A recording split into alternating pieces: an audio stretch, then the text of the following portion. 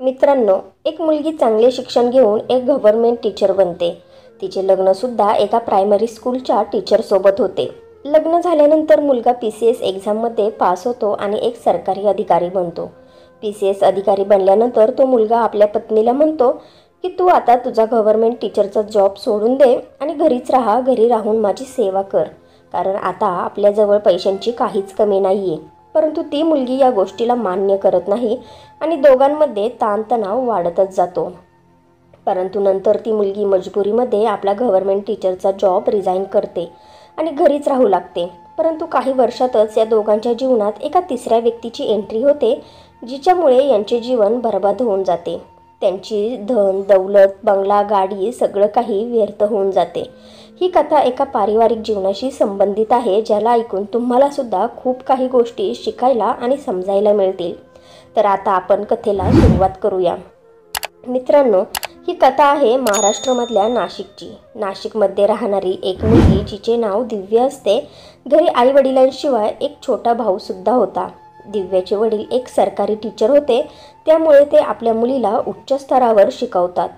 इंटरमिडिएटची परीक्षा केल्यानंतर दिव्या ग्रॅज्युएशनचा अभ्यास करते आणि ग्रॅज्युएशन कंप्लीट झाल्यानंतर तिचे वडील दिव्याला BEd कॉलेजमध्ये ॲडमिशन करून देतात आणि मग गव्हर्नमेंट टीचरची तयारी करण्यासाठी तिला चांगल्या कोचिंग सेंटरला सुद्धा पाठवतात. दिव्या खूपच मन लावून आणि मेहनतीने अभ्यास करत होती आणि एक दिवस तिची मेहनत आणि देवाच्या कृपेने ती गव्हर्नमेंट टीचर बनते. त्यामुळे तिचे वडील खूपच खुश होतात की त्यांच्या मुलीने स्वतःचे आणि माझे स्वप्न शेवटी पूर्ण करून दाखवलेच.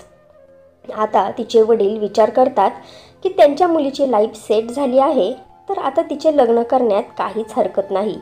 त्यामुळे काही नातेवाईकांकडून माहिती पडते की नाशिकचाच राहणारा एक मुलगा आहे, ज्याचे नाव स्वप्नील आहे आणि तो सुद्धा प्रायमरी स्कूलमध्ये टीचर आहे.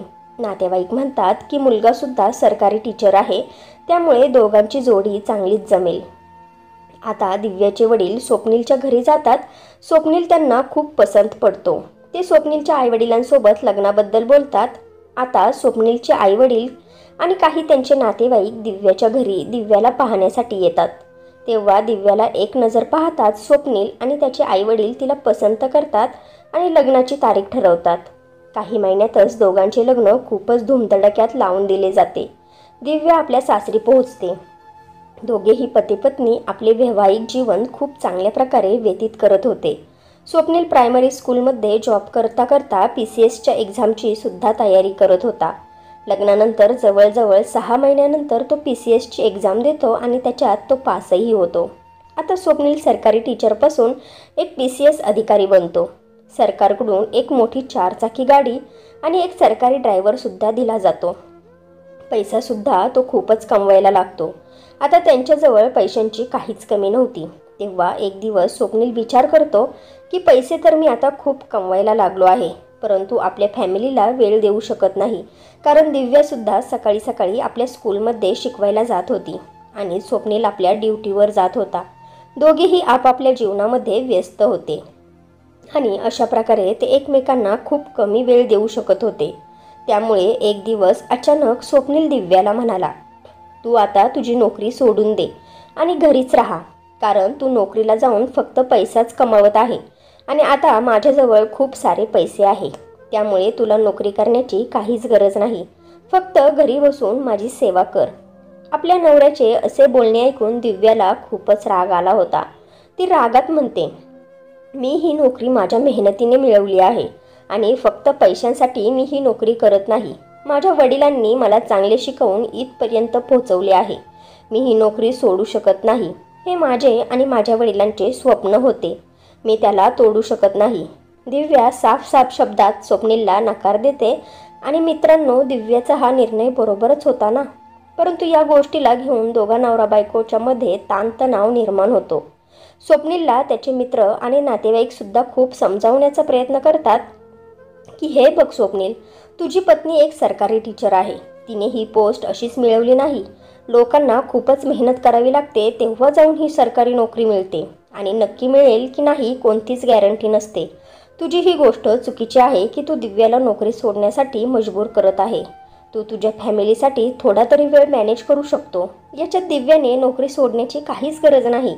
छोट्या गोष्टीसाठी इतका मोठा आणि कठीण निर्णय घेऊ नकोस. परंतु स्वप्नीलच्या डोक्यावर तर तीच गोष्ट नाचत होती की दिव्याने नोकरी सोडावी. त्यामुळे तो कोणाचेच ऐकत नाही. त्यामुळे शेवटी दिव्याला मजबुरीमध्ये येऊन सरकारी नोकरी सोडावीच लागते. आता ती घरीच राहून आपल्या सासू सासऱ्यांची आणि पतीची सेवा करू लागते. आपल्या घराला संसाराला सांभाळू लागते.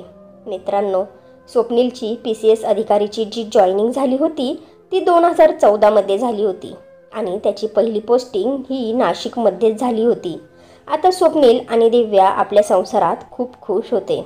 स्वप्नील संध्याकाळी आपल्या ड्युटीवरून येत होता आणि आपल्या पत्नीसोबत प्रेमाने वेळ घालवत होता. जवळजवळ त्यांच्या लग्नाला आता 4 वर्ष होत आले होते.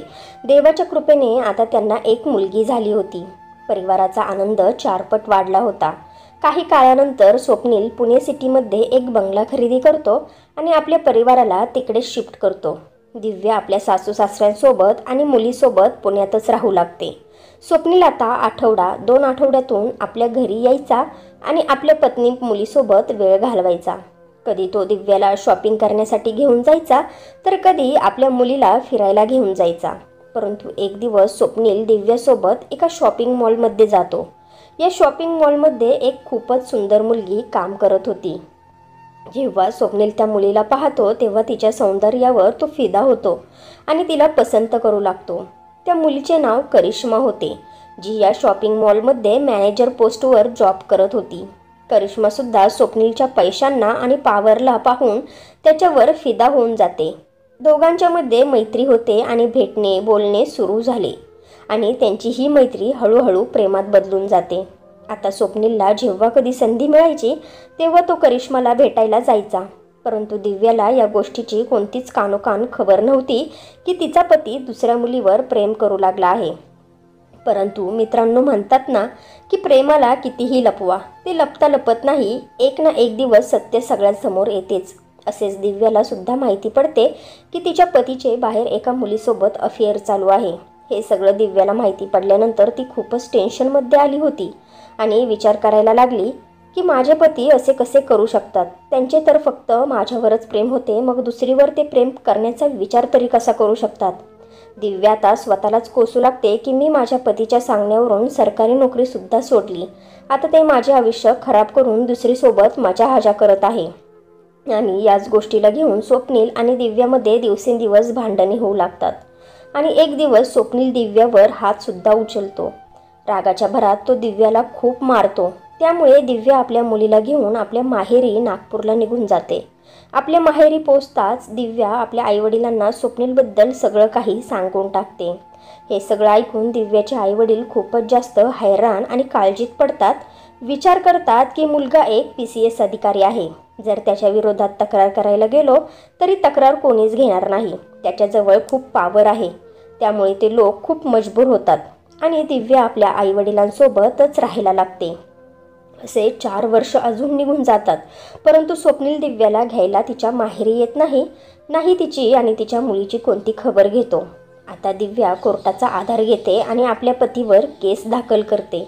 ती याची वाट पाहत होती की कोणत्या ना कोणत्या बहाण्याने स्वप्नील तिला भेटायला येईल, तिला समजावेल, तिला मनवेल आणि त्याच्यासोबत पुन्हा त्याच्या घरी घेऊन जाईन. परंतु केस करूनसुद्धा असे काहीच होत नाही. खूप मोठा अधिकारी असल्यामुळे त्यांची केस कोणताच वकील घेण्यासाठी तयार होत नाही आणि शेवटी दिव्या हार मानते आणि निराश होऊन आपल्या घरी परत जाते. आपल्या मुलीला सांभाळण्यासाठी, तिचे शिक्षण करण्यासाठी ती आता नोकरी शोधू लागते. आपल्या घरापासून 2 किलोमीटर दूर असणाऱ्या एका स्कूलमध्ये ती इंटरव्ह्यू देते. तेव्हा तिला तिथे टीचरसाठी जॉब मिळतो. 15,000 पगारामध्ये ती आपल्या मुलीचा आणि स्वतःचा खर्च भागवते.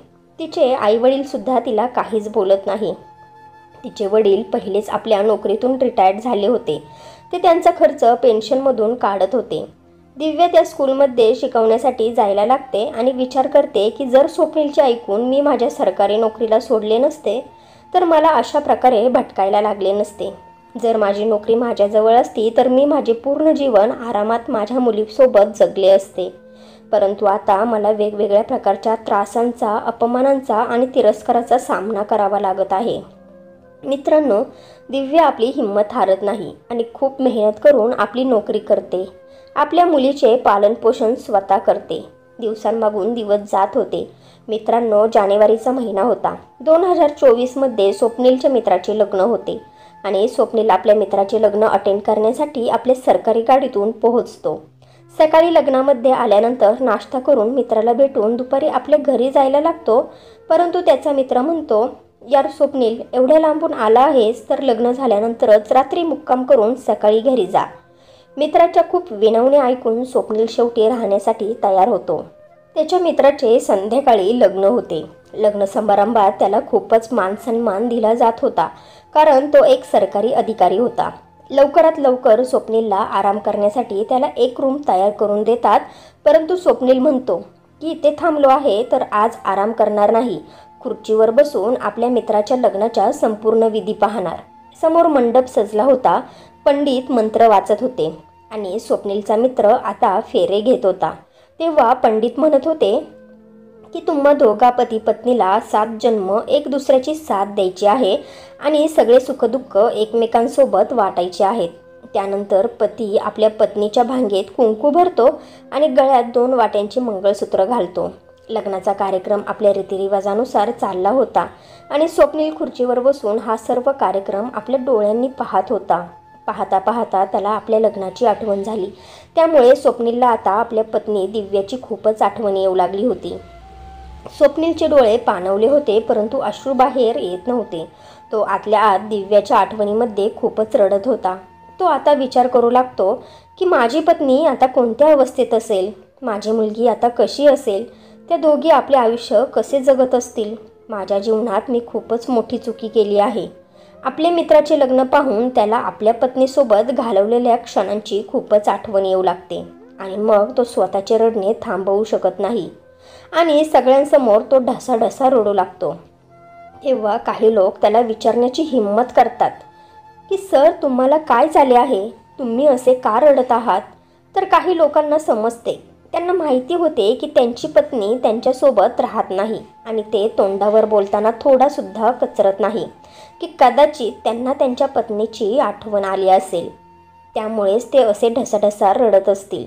ही गोष्ट तर खरी होती की त्याची पत्नी त्याच्यासोबत राहत नव्हती आणि तिला आठवताना आपण केलेल्या चुकींवर त्याला रडायला आले होते. पूर्ण रात्र अशीच निघून जाते. सकाळ होताच स्वप्नील आपल्या ड्रायव्हरला म्हणतो, आज मी ड्युटीवर जाणार नाही, तू गाडी माझ्या सासरी घेऊन चल, मला माझ्या पत्नीला आणि मुलीला भेटायचे आहे.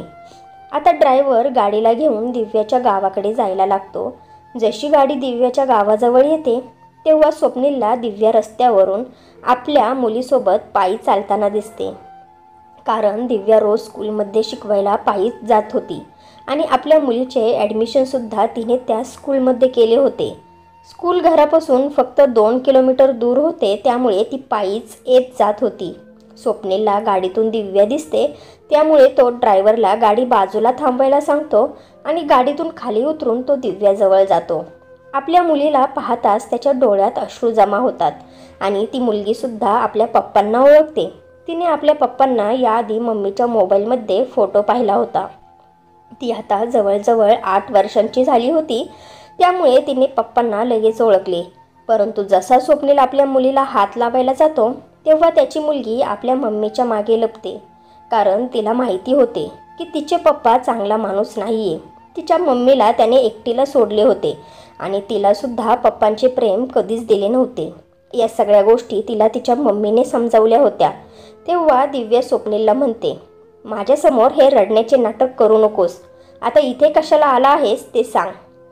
तेव्हा स्वप्नील नरम आवाजात म्हणतो, दिव्या, मला माफ कर, मी तुझ्याशिवाय राहू शकत नाही. स्वप्नीलचे बोलणे ऐकून दिव्याला खूपच राग येतो आणि रागातच ती म्हणते, तुला आता माझी काय गरज आहे की तुला इथे येण्याची गरज पडली. तुझ्याजवळ तर सगळं काही आहे, पैसा, संपत्ती, बंगला, गाडी आणि एक प्रेम करणारी प्रेमिकासुद्धा. मग आता माझी काय गरज आहे. 6 वर्षानंतर तुला आज माहिती पडले का की तू माझ्याशिवाय राहू शकत नाही, जे तू मला इथे न्यायला आला आहेस.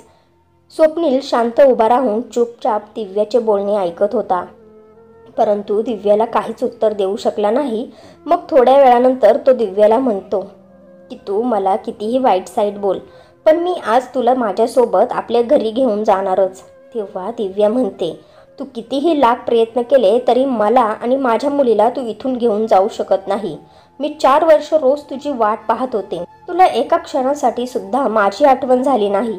माझी सोड, तुला आपल्या मुलीची सुद्धा आठवण झाली नाही. आता मी माझे जीवन माझ्या मुलीसोबत जगायला शिकले आहे. आम्हाला तुझ्या या खोट्या सहानुभूतीची कसलीच आवश्यकता नाही. मी स्वतः या समाजात माझ्या मुलीला लहानाचं मोठं करत आहे. तुला आता आमच्या जीवनात लक्ष घालण्याची काहीच गरज नाही. आता तुम्ही इथून जाऊ शकता. मित्रांनो, यानंतर स्वप्नील तिथून माघारी जातो. स्वप्नील घरी जाऊन स्वतःला खूप कोसतो. आपल्या केल्या गेलेल्या चुकींवर खूप पश्चाताप करतो. त्याची गर्लफ्रेंडसुद्धा त्याला सोडून त्याचे पैसे घेऊन पळून गेली होती. पूर्वी त्याच्या वागणुकीमुळे त्याचे आईवडीलसुद्धा गावाला निघून गेले होते. तो अगदी एकटा राहिला होता. मित्रांनो, दिव्याने आपल्या पतीला स्वीकारले नाही. तिने त्याला घटस्फोट दिला आणि स्वतः आपल्या जीवनात खूप संघर्ष करून आपले आणि आपल्या मुलीचे जीवन उजळून टाकले. आता मित्रांनो, तुम्हीच सांगा, दिव्याचा हा निर्णय बरोबर होता की चुकीचा? तिला तिच्या पतीला माफ करून त्याच्यासोबत जायला हवे होते की नाही? दिव्याने जे शेवटी त्याच्यासोबत केले तो निर्णय कसा होता, मला कमेंट्स करून नक्की सांगा. तर फ्रेंड्स, मला आशा आहे की तुम्हाला आमची कथा आवडली असेल. जर तुम्हाला कथा आवडली असेल तर व्हिडिओला लाईक करा.